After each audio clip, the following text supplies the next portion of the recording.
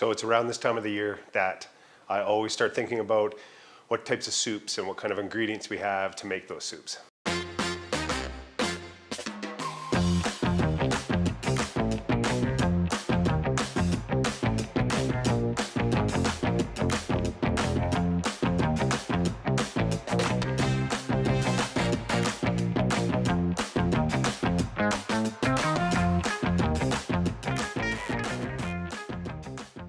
So the ingredients that we're using today, as we'd mentioned, we have butternut squash, and this is of course in season and it is at the peak of its quality. We have some local garlic, we have some apples, doesn't matter really what you want to use, again, whatever you have on hand. I'm making a spicy variety of soup today by adding some chilies. The fact of the matter is we had those in the fridge, and I'm a firm believer that when you're making a soup, you should be using up things in the fridge. And then we have some shallot and we have some onion. And of course, we're going to add a little bit of fresh thyme to our soup as well, because that just works with all these ingredients. First things first, of course, we're going to split our squash and scoop out the seeds.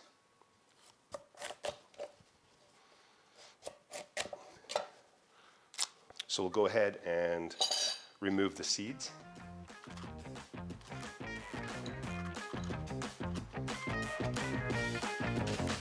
So I really do love making soup this way.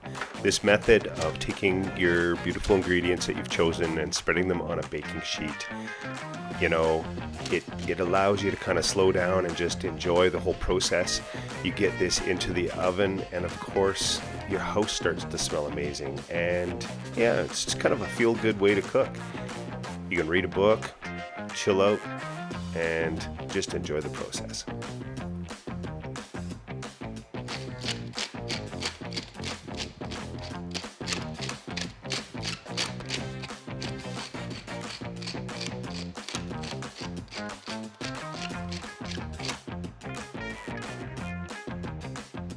Simple ingredients always look delicious when they come out of the oven after you've roasted them.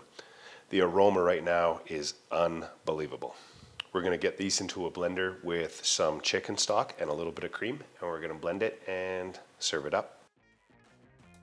Now, once all of your ingredients are roasted and tender, I simply transfer the ingredients to a blender along with enough chicken stock to thin it out slightly.